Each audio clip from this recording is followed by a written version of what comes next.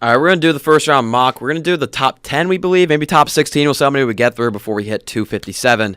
Start with number 1. It's going to be Avery, me, Will in order. Just no snake, just straight standard order. And Avery will start it off. I don't know what I need to say about this pick. It's 1.1 to the Raiders. Fernando Mendoza, the quarterback out of Indiana. If you're not picking him there, you're stupid. The Heisman winner for a reason. Yeah, now I have the Jets with 2. Arvell Reese. He's one of the most versatile defensive talents we've seen in a while. Started as an off-ball linebacker, started his first year at OSU, and then moved to edge this past year, racking up 6 sacks. He's can do everything on the defense from inside to outside linebacker to edge rusher. Great pick for the Jets if they get him at 2. Number 3, Arizona Cardinals are going to take Francis Mauigoa, the tackle out of Miami. 6'6", 315. You try to run into him, he's an absolute brick wall. I think he's got a great first punch. He's able to extend and really get into defenders quickly. He has those long arms, and I like Spencer Fano here, the guy out of Utah, which we'll talk about later. But after Will Campbell's display in the Super Bowl, while I don't think it was entirely because of his T-Rex arms, I think teams are really going to start thinking about that and saying, I don't really want to get another short-armed guy and end up in the same trap that the Patriots did for that reason. Cardinals take Mauigoa. 1.4, I have the Titans taking Ruben Bain here. They probably need a receiver. It just kind of feels like a little bit of a stretch for Tate or Tyson, just because I don't think the Titans are putting all their eggs in the Cam Ward basket when the rest of the team is so bad. That's where Ruben Bain comes in. He's a great all-around player, and they need anything to strengthen that defense, especially the defensive line. He's your answer for that, and that's, I think, the identity they're going to try to take up next year. So that's Bain with Titans, Mauigoa to the Cardinals, Reese to the Jets, and Mendoza to the Raiders. The first 4 picks. The fifth pick here with the Giants, Caleb Downs, is who I'm taking with the Giants. He could be literally the most NFL-ready prospect in this draft. His processing and anticipation is top tier. He was the captain of the Ohio State defense. He was orchestrating the coverage calls, moving teammates before snap. His football IQ with his physical abilities makes him a lock, in my opinion, to be a starter in this NFL. Number 6, the Cleveland Browns. Oh boy, do they need a lot. But if they really are serious about Shedeur Sanders, they need them a wide receiver. Their current wide receiver room consists of Cedric Tillman, Jerry Jeudy, and Isaiah Bond. Yikes. Give me Carnell Tate, the wide receiver out of Ohio State, 6'3", 195, super well at tracking the ball. He's got a really good reach and just a great on-field vertical. I'm sure he can jump high in the combine, but when he's actually out there, he can get up there. Only got 3 drops all year. He just catches everything thrown his way. He did run a 4.6, but roll the tape. He's a good wide receiver. Went to the Brian Hartline School of Wide Receivers, and fellas, correct me if I'm wrong, but Ohio State wide receivers have done pretty well so far in the NFL. They're the you. They are the you. All right, 7th overall. The Commanders need a lot, and they need it all on one side of the ball. I'm going Mansour Delane, the cornerback out of LSU. There are a lot of really pretty picks at this side. You know, you could go Sonny Styles maybe, or if you want to go interior, maybe Peter Woods. But I like Mansour Delane here. 13 receptions on 35 targets this year, only allowed 165 total yards. The Commanders need someone who can actually lock down a side of the field, and they haven't had it in I don't know how long. Marshawn Lattimore was their best answer at that for a little bit. It's been a long time coming for the Commanders to get themselves a number 1 corner. I think that's what they want Delane to be if they take him. So Tate to the Browns, Delane to the Commanders. Now I'm going Tyson to the Saints at 8. Jordan Tyson, ASU. He's the most polished and talented receiver in this draft, I believe. His route tree is unlimited. His release is otherworldly. Amazing contested catch rate. Versatile on the outside and plays in the slot. The big negatives: knee injury in 2022, missed 2023, collarbone in 2024, hamstring in 25. I think that's what will drop him past Tate and maybe even Lemon. I mean, we saw him play in person. He is an absolute he's legit. Superstar. Number 9, I hate this pick as a Chiefs hater, but if I'm a Chiefs fan, I love this pick. It's Jeremiah Love, the running back out of Notre Dame. The Chiefs are going to need a running back with both Pacheco and Hunt being free agents this year. I know the receiving core isn't pretty, but I don't really see at this point to get a receiver over a running back, especially if Mr. Patrick Mahomes isn't as good as he used to be. You're going to have to run the ball more. Love, 6 foot, 214, track star in St. Louis. He can break one off from anywhere on the field. Shout out 2024 CFP against Indiana. Thank you, Sean McDonough. Just everything you want: catch, run, break tackles. Super hard worker. He's a bit small, so he's probably not great in pass pro. Not sure how much he's able to handle an NFL workload, but I think he'll be all right. Give me Jeremiah Love. 4 years ago, he'd be calling us crazy having the Chiefs and Bengals pick 9 and 10, but at the 10 spot, I've got the Bengals taking Peter Woods, the defensive tackle or defensive lineman out of Clemson. It was kind of BPA because the Bengals do need a lot of defensive help, but especially the way he's built, I think, as a rusher. They really like their slimmed down, tougher body types. He's not going to get double teamed a whole lot, and he's not going to fight through the double teams. He's not a tree stump in the middle of the D-line. but he does enough to get through and force tackles, and that's what the Bengals look for in defenders is slimmer guys who are faster and stronger, and I think that's where Peter Woods comes in. Yeah, I have the Dolphins here at 11. Got a lot of needs. I mean, receiver is one to look at because of, Tyreek Hill coming off the injury and Jalen Waddle probably leaving in free agency. But I went to the biggest need on the defense, the edge rusher, and that's David Bailey, the best player available. 14.5 sacks that led the country this year. He's quick twitch, a smooth athlete, multiple killer pass rush moves. I think it's a great pick for the Dolphins here at 11. Also saw him, also dominated. Number 12, Dallas. Give me Sonny Styles out of Ohio State. The linebackers for the Cowboys consist of DeMarvion Overshawn, who was good 2 years ago, and then he tore the entirety of his knee and then got hurt again this year. Kenneth Murray and Shamar James, oh boy. 6'4", 243, again from Ohio State. He's quick. He played safety, but then was moved to linebacker before the 2024 season. Had over 100 tackles, was an absolute monster in that defensive backfield. He's fast enough to cover running backs and tight ends and can carry any type of receiver in cover too. He's also a great pass rusher. Not, again, great in man if he's going to have to cover a wide receiver, but I think he'll be all right. Sonny Styles to the Cowboys. At the 13th spot, you mentioned it. We're talking about it. Spencer Fano, the 3-year starter out of Utah, goes to the Rams. Not only did they lose Rob Havenstein, and their tackle position is already kind of brutal, but I think they want a good run blocker, and they want someone with experience. Spencer Fano is the perfect textbook for that Rams offense. They really just need someone to solidify that maybe Kyron Corum backfield next year that I think is going to be a big piece of what the Rams have, especially as Stafford starts to decline. It's disgusting that the Rams have 2 first-round picks and 1 at 13. Ew. Those last 6 picks, Jordan Tyson to the Saints, Jeremiah Love to the Chiefs, Peter Woods to the Bengals, David Bailey to the Dolphins, Sonny Styles to the Cowboys, and then we just ended off with Spencer Fano, to the Rams at number 13. 14, Ravens, Mekhi Lemon. I think you got to take him if they need help for Lamar Jackson. He's the Blitnikoff winner. He's best in space and is dangerous playmaker with ball after catch. Very strong with catching the ball as well.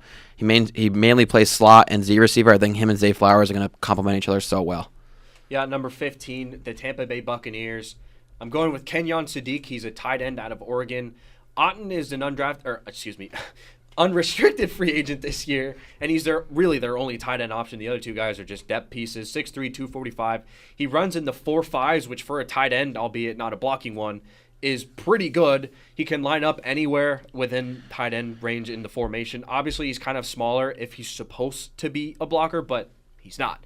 We've seen Brock Bowers. We've seen Trey McBride. We've seen the guys that are going to kind of block for 2 seconds and then release and then be a wide receiver be kind of the trend in the NFL. I think that's going to continue with the Buccaneers with Kenyon Sadiq. Now I have my Jets here at 16, and shout out Sauce Gardner for getting us this pick from the Colts. I'm going Denzel Boston, the receiver out of Washington. You need somebody to complement Garrett Wilson. He has outstanding body control and ball skills, which really helps him win contested catch rates consistently. I think even for his size, he's very smooth in his cuts and out of breaks. He's very physical. That's what you need alongside Garrett Wilson. At the 17th spot, I've got Jermod McCoy, the corner out of Tennessee, going to the Lions. He's not a lockdown corner, and to be honest, I don't know if there's really one in this draft that can do that, but he had 6 picks from 23 to 24.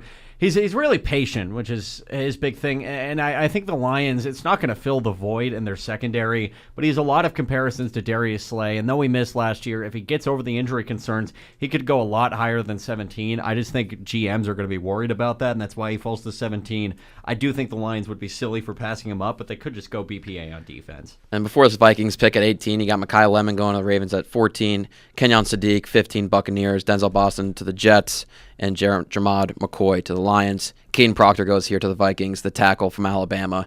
They need help. They need help J.J. McCarthy. He is 6'7", 366. He's the best run protector in college last year. He struggled with consistency in pass pro and doesn't really have a refined technique. I trust him to progress well in the NFL. Caden Proctor to the Vikings. Number 19 here, I'm going Cassius Howell, the edge out of Texas A&M. The Panthers, going to the Panthers, I should say. The Panthers already have Nick Scorton, another A&M guy, on their line, so pair him with Howell. Howell, 6'2", 248. He's got a super quick get-off. He has great bend and great ankle, so he's able to really get his legs out and get his torso kind of under and around tackles. He's got more than one move in his bag, but more than one for him means 2, which isn't great, but it is what it is. He's a bit small, and he's got a habit of putting his head down when initiating contact. So he has a habit of losing the ball carrier, which is something you cannot do in the NFL when you have these patient but really quick guys. Think about Kenneth Walker. How he's able to stay patient, but then the second he sees that hole, bam, he's through it. Not to get into my John Madden there, but I think another defensive lineman for the Carolina Panthers, Cassius Howell, is the pick. Well, talking defensive linemen, at 20, I've got the Cowboys taking Keldrick Falk, the edge rusher out of Auburn. He needs more muscle, but he's got a strong frame. He's kind of that proto edge rusher type, and I don't want to call him this, but it's the spot they've been missing since Micah Parsons left, and I think he's the closest thing to filling that void if they want an edge rusher in this draft. It's a hole that they really felt, especially near the end of this year, and it's why they take him. So we'll stick it at top 20 after Keldrick Falk. Cassius Howell and Caden Proctor went there in the last 3 picks. We're at 21 here with the Steelers, and it's me.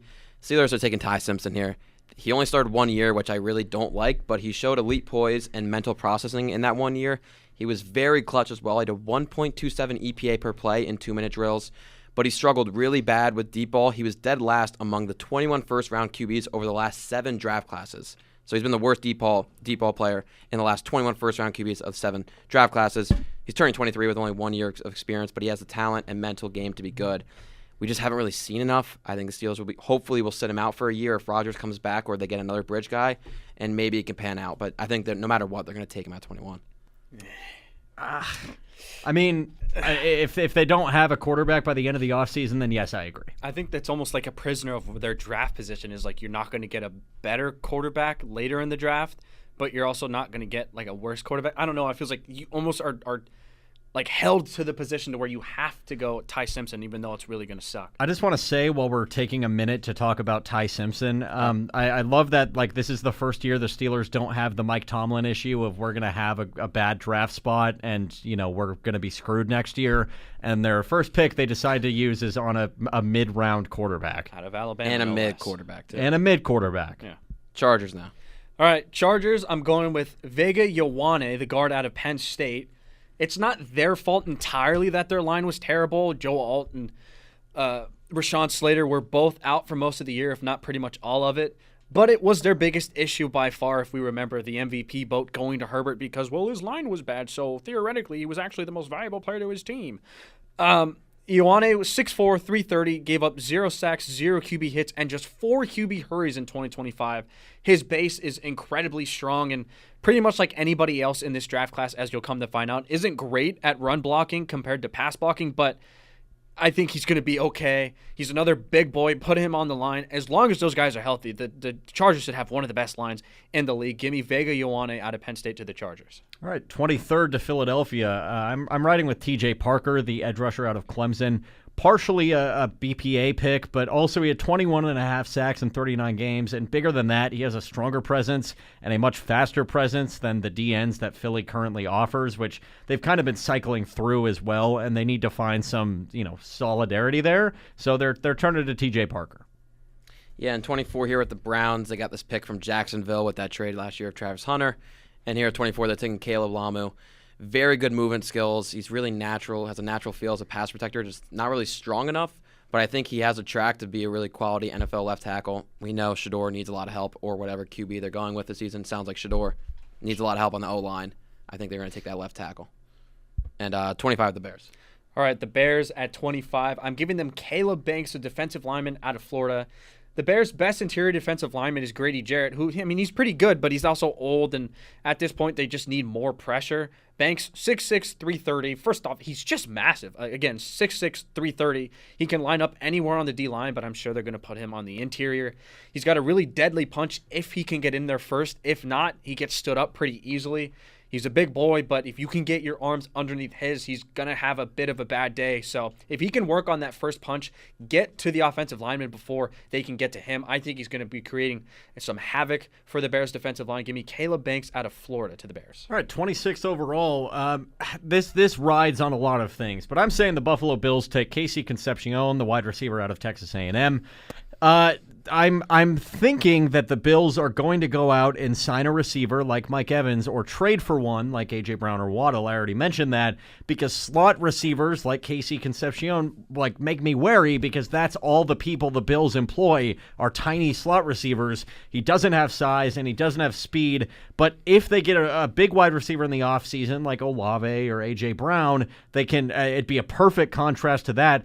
And they could use another one of their 30 similar skilled set wide receivers as trade bait, which I think would be great for Buffalo to build up this new program that I'm assuming Joe Brady is trying to instill. Yeah. Will, you got the Niners. Let's go Niners. It's not the flashiest pick. It's not the prettiest pick. At number 27, the 49ers take Monroe Freeling, tackle out of Georgia. O-line is the biggest need. If you watch Week 18 of the divisional, now was that one of the best front sevens we've seen in a while with the Seahawks? Yes, doesn't matter. Brock Purdy had no time to do literally anything. They were strapped up defensive or offensively, every single facet. Give us Monroe Freeling, 6'7", 315, only gave up 2 sacks all year, playing against all the edges we've been talking about over the past week in the SEC. He's got a great first point of contact, and he's not afraid to reset his hands if they get moved. But again, like pretty much everybody else in this class, he's not the best run blocker. We'll figure that out, fella. Big boy, you're coming to the Niners. Now the Texans, who Trent Brown is hitting free agency, so they need a tackle. This makes sense for the Texans to get Max Iheanacho, was one of the stars of the Senior Bowl, popping off in drills and in those games. He is 6'6", 330. He did not allow a sack in 330 snaps of sophomore year. And he played soccer and basketball growing up and didn't start football until 2021, but the 4 years he played with ASU here was amazing. Iheanacho to the Texans here. You didn't even mention what school he goes to. I did say ASU. Oh, okay. Gotta hit that more. All right, are we on 29 now? Yeah. We on 29. Okay, the Rams select Avion Terrell, the cornerback of Clemson. He's the brother of A.J. Terrell. He's also the best corner available, and that's mostly my reasoning for doing this. The Rams are very much a BPA team, and they take BPA all the time, so they're taking Avion Terrell right there. Not a bad spot for a team that is in need of a secondary. To the 30th pick, the Denver Broncos select Caden McDonald, the defensive lineman out of Ohio State. He was the highest-graded defensive tackle in college football last year. In all likelihood, the Broncos are losing JFM in the offseason, and like Malcolm Roach was good in the playoffs. He was rolling the dice and whatnot. But I think he's also a trade target. Awazarike and Tillman are getting just better with time, so why not add someone else to that D-line? Give me Caden McDonald. Now 30, Will. No, that was 30. Oh, that was 30. So wow, the back-to-back picks. I'm 31 with the Patriots. Sorry about that. They're taking Emmanuel Pregnon. The Patriots' O-line was exposed in the Super Bowl, and I doubt they go back to tackle, of course, because Campbell were able to confirm recently that they will keep him there at left tackle, and they have Morgan Moses on the right side. So they're going to settle with the guard, Pregnon, who has not allowed a sack since 2022 at the Power 4 level. Enough said. The guard from Oregon. Now we'll end it off, Will. The final pick, the Seattle Seahawks. Seattle drafting 32 is disgusting. I'm giving them C.J. Allen, the linebacker out of Georgia. The rich get richer on defense. He's 6'1", 235. He's great at identifying plays. He's good at filling the gaps and just diagnosing what the offense is trying to do. A big thing for me that's shown up on tape in the, I guess, small sample size I've seen is he likes to wrap up. If you've ever watched a football game with me, I scream at players to wrap up because how many times have you seen your favorite defensive back try to put his shoulder into a guy and completely whiff because he keeps his arms behind his back like he's dancing? Wrap up, fellas. This guy does a lot of that. He's got 4.5 speed. He's good sideline to sideline. He does bite on play action sometimes, and that kind of bothers me, but I think he'll be all right. My favorite defensive back doesn't do that, just FYI. Oh, my favorite defensive back is the best one in the league. And, I know, Avery. It's good advice for real life and in football to wrap up. The Wenderson coach is coming soon. I like that. I like wrapping up. Good job.